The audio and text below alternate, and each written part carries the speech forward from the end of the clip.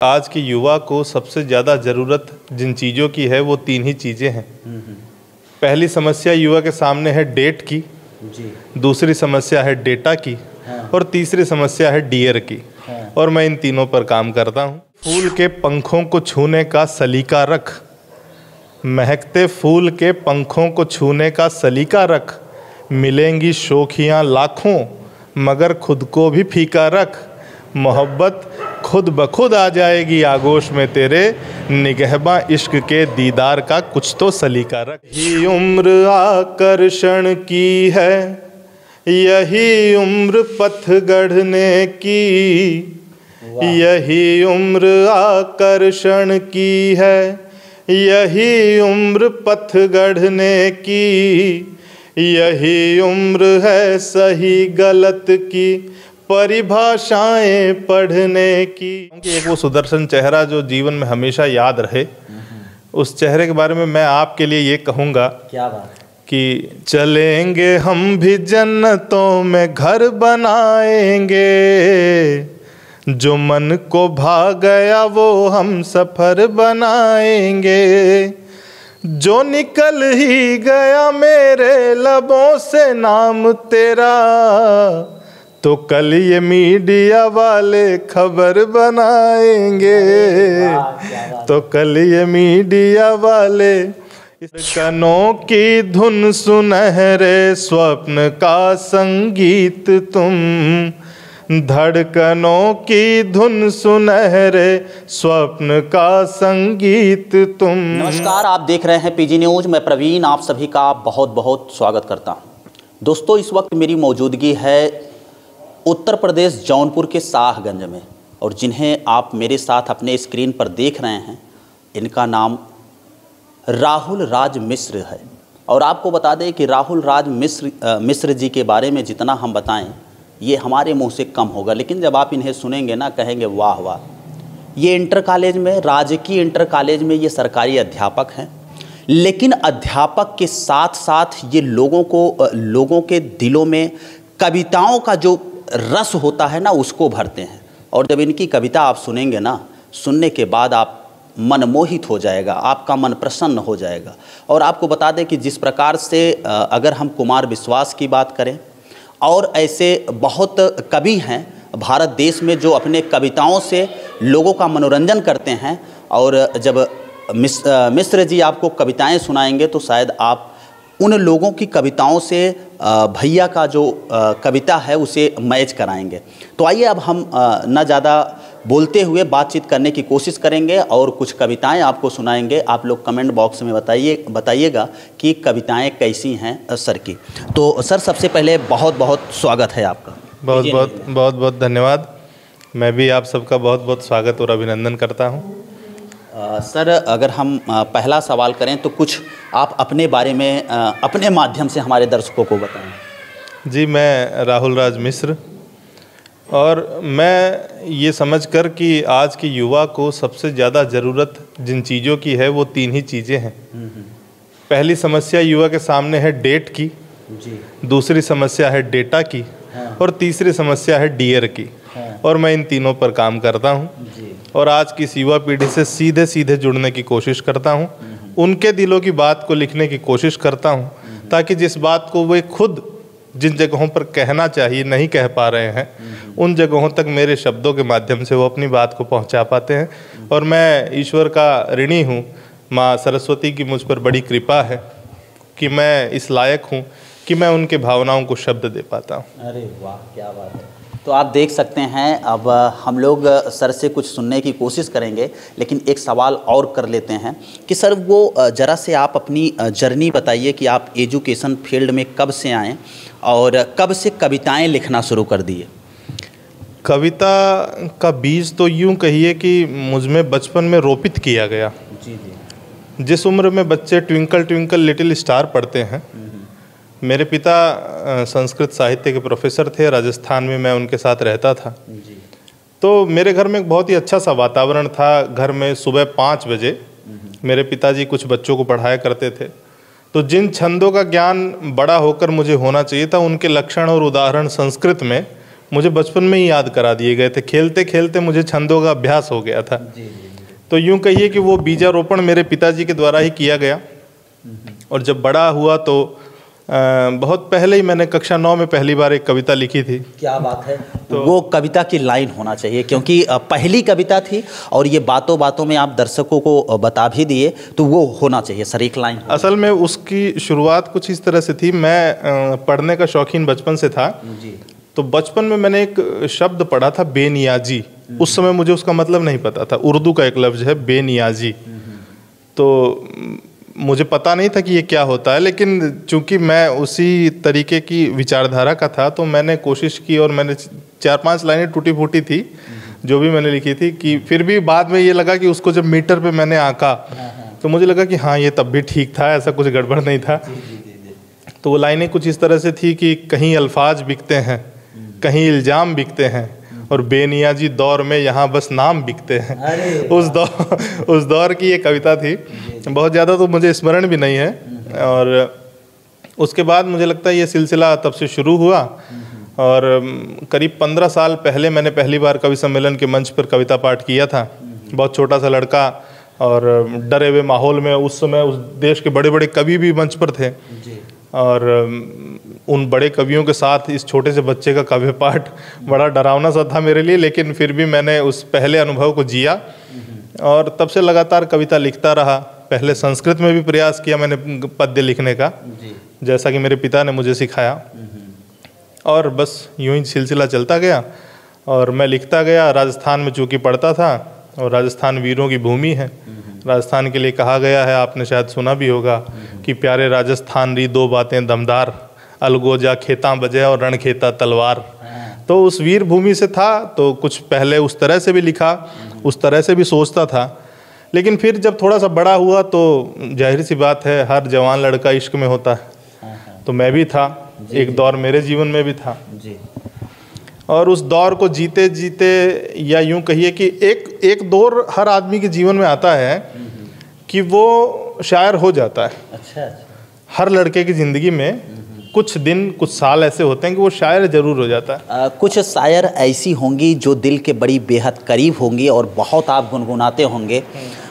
तो आप कहे कि इश्क हो जाता है और मोहब्बत हो जाती है, लोगों के दिलों में ये सब भावनाएं आने लगती हैं। तो हम चाहते हैं कि जो हमारे दर्शक हैं और वो किसी से बेपनाह इश्क करते हैं, मोहब्बत करते हैं, तो उनके लिए एक कविता होनी। बिल्कुल, मैं उनके लिए आपको बहुत अच्छी सी बात बताता हूँ। असल में जब मैं इश्क में था तो ये संचार माध्यमों की बहुत कमी थी और हमारे पास वो 10 रुपए की किताब वाली शायरियाँ होती थी, तो वो बड़ा काम कर नहीं पाती थी। तो मैंने अपने लिए कि मैं अपने विचारों को वहाँ तक पहुँचा पाऊँ, उसके लिए मैंने लिखना शुरू किया और वहाँ से मेरी मोहब्बत और मेरी लोगों के लिए लिखी जाने वाली मोहब्बत शुरू हुई। तो आपने जैसा कहा, एक संदेश अगर कोई मेरे लफ्ज़ों में अपने इश्क तक पहुँचाना चाहे, क्या बात, कि महकते फूल के पंखों को छूने का सलीका रख, महकते फूल के पंखों को छूने का सलीका रख, मिलेंगी शोखियाँ लाखों मगर खुद को भी फीका रख, मोहब्बत खुद ब खुद आ जाएगी आगोश में तेरे, निगहबा इश्क के दीदार का कुछ तो सलीका रख। अरे वाह, क्या बात है, क्या बात है। इश्क के लिए सलीका बहुत ज़रूरी है। और दिक्कत एक ये भी है इस ज़माने में कि प्रेम को केवल सीमित मत करिए आप। प्रेम केवल महबूबा से प्रेम करना प्रेम नहीं है। प्रेम मैं अपने पिता से करूं, प्रेम मैं अपनी माँ से करूं, प्रेम मैं अपनी पत्नी से करूं, अपनी महबूबा से करूं, अपने देश से करूं, अपने बच्चे से करूं। इस जीवन की सजीव या निर्जीव किसी भी वस्तु से अगर मैं प्रेम कर रहा हूं तो मैं उसको सिर्फ प्रेम मानता हूं। मैं प्रेम को बांटता नहीं हूं कि ये प्रेम किस तरीके का होना चाहिए। इसलिए मुझे इस दुनिया में केवल प्रेम नज़र आता है। इस दुनिया की सारी चीज़ें मुझे लगता है प्रेम से हल हो सकती हैं। जी। तो ये देखिए, सर ने प्रेम की परिभाषा बताई और कैसे आप अपने शब्दों को वहाँ तक पहुँचा सकते हैं, ये भी सर ने बताया। तो अभी सर हाल में अगर कोई ऐसी कविताएं हों जो आप लिखे हों और हमारे दर्शकों को सुनाना चाहें और वो हमारे नौजवान पीढ़ियों के लिए एक संदेश हो और एक अच्छी कविता हो। जी, मैं आपको माइक ले सकता हूँ? बिल्कुल ले सकता हूँ, इससे मैं ज़्यादा बेटर फील कर पाऊँगा। क्या तो एक्चुअली हम भी पहले सर गाना गाते थे, तो हम आपको बताते हैं एक्चुअली आप जब माइक ले लिए तो हम इस बात को इसलिए बता रहे हैं कि मैं टीडी कॉलेज से बीएससी कर रहा था सर, और वहाँ पे रूम लेके रहते थे ना, जब हमको गाना गाने का शौक चढ़ता था ना, तो हम जिस बेलने से रोटी पोते थे वो बेलनवा लेके खड़े हो जाते थे। और ये हमारे मित्र हैं, हो सकता है कि इस वीडियो को वो भी देखें, सुजीत मिश्रा जी, वो बहुत अच्छी तरीके से ये चीज़ जानते हैं कि भैया बेलना लेके गाते थे। तो आज वो चीज़ मुझे याद आ गई। अब सर आप शुरू करिए। क्या बात। धन्यवाद, आपका अधिकार मैंने लिया और मैं शुक्रिया अदा करता हूँ एक बार फिर पीजी न्यूज़ का। आपने जो अभी बात कही, एक बहुत ज़रूरी गीत लेकर के मैं इस समय चल रहा हूँ। अरे वाह, क्या बात। जो टीन एज के बच्चे हैं, जिनको ये कह लीजिए कि जो किशोरावस्था में है, जो वैचारिक तूफान की उम्र है, जी जी जी, जिस उम्र में बनना और बिगड़ना सब कुछ तय होता है। अरे वाह, क्या बात। और इस उम्र पर मैंने एक गीत लिखा है।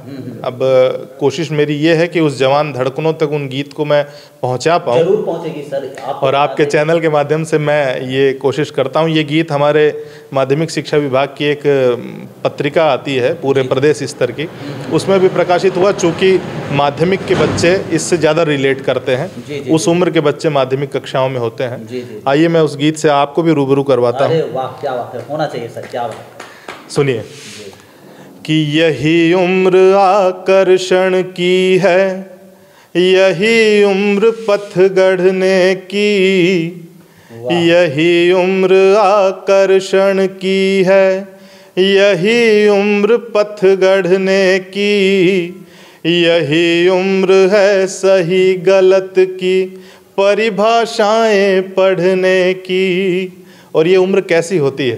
क्या बात है। कि यही उम्र है रंगों के पीछे पीछे मंडराने की। अरे वाह। यही उम्र है गीतों की नगमे की और तराने की। वाह। यही उम्र चट्टानों से टकरा कर राह बनाने की। यही उम्र है सपनों को इच्छा से युद्ध जिताने की। वाह वाह, क्या बात। और यही उम्र है उन्नत शिखरों की चोटी पर चढ़ने की। यही उम्र आवारेपन की, यही उम्र पथ चढ़ने की। और बहुत खास बात जो आजकल का हर एक युवा चाहता है, उसके बारे में बात करते हैं। जी जी, क्या बात है। कि यही उम्र है जिसके दम पर जीवन पूरा जीना है। यही उम्र जो तय कर देगी पत्थर है या नगीना है। यही उम्र जो तय कर देगी पत्थर है या नगीना है। यही उम्र है भीतर के निश्चय को भी जाना जाए। और ये लाइन मुझे लगता है हर एक जवान धड़कन चाहती है। क्या बात है, क्या कि बात है। यही उम्र है जिसमें तुमको तुमसे पहचाना जाए। अरे वाह। यही उम्र है जिसमें तुमको तुमसे पहचाना जाए। और यही उम्र है किरदारों में, अपने अपने किरदारों, अपने अपने किरदारों। यही उम्र है किरदारों में असली खुशबू मढ़ने की। यही उम्र आकर्षण की है, यही उम्र पथ गढ़ने की। अरे वाह, क्या बात है, क्या बात है। तो शायद ये कविता आप लोगों को बहुत पसंद आई होगी। अगर हम बात करें कि जो कविताएं जो लिखता है सर, उसके पीछे कुछ ना कुछ या किसी का सबसे बड़ा हाथ होता है, तो शायद वो आपके लाइफ में कौन है जिसके लिए आप कविताएं लिख देते हैं और कुछ गुनगुना देते हैं, कुछ भी बोल देते हैं, वो लोगों के लिए एक संदेश, एक मैसेज हो जाता है। तो माइक लेके बोल सकते हैं या वैसे? असल में बहुत चीज़ें ऐसी हैं जो राज रहें तो ठीक है। जी जी, और खुलासा नहीं करेंगे आप। हाँ, ये कह सकता हूँ कि एक वो सुदर्शन चेहरा जो जीवन में हमेशा याद रहे, उस चेहरे के बारे में मैं आपके लिए ये कहूँगा। क्या बात कि चलेंगे हम भी जन्नतों में घर बनाएंगे, जो मन को भा गया वो हम सफ़र बनाएंगे। जो निकल ही गया मेरे लबों से नाम तेरा, तो कल ये मीडिया वाले खबर बनाएंगे। तो कल ये मीडिया वाले, इसलिए नाम तो नहीं, ये कह सकता हूँ कि जहाँ कहीं आज वो जिंदा हों, जहाँ कहीं वो धड़कनें चल रही हों, मैं ईश्वर से दुआ करूँगा कि ये पीजी न्यूज़ का वीडियो वहाँ तक पहुँचे और आपके माध्यम से ये मेरी बात वहाँ तक पहुँच पाए।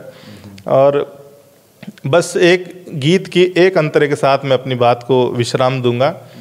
ये भी उन्हीं के लिए कहा गया आप पीजी न्यूज़ के दर्शकों के लिए सुनाना चाहें या हमारे चैनल के लिए बड़े बेसब्री से आपकी कविताएं लोग देख रहे हैं, इंतज़ार कर रहे थे और अभी वो देख रहे हैं और देखते समय उनको लग रहा है कि ये इंटरव्यू का आध घंटा चले तो हम लोग देखें, तो क्या कहना चाहेंगे? असल में आपके जो सब्सक्राइबर्स हैं, सबसे पहले तो मैं उनको धन्यवाद दूंगा और कोशिश ये करूंगा कि आप जिस मुहिम को लेकर के चल रहे हैं, आप जितनी मेहनत कर रहे हैं, सारे सपोर्टर्स आपके जो है आपको बहुत बहुत बहुत सपोर्ट करें। और चूंकि अब आपने कहा है तो बिल्कुल मैं एक गीत और उसका एक बंद, बिल्कुल वो श्रृंगार जिस श्रृंगार को लोग जीना चाहते हैं उस श्रृंगार की बात करूंगा, एकदम पवित्र श्रृंगार की बात। क्या बात है, क्या बात है। आइए मैं आपके दर्शकों के हवाले सीधे सीधे करता हूँ। जी जी जी, क्या बात है।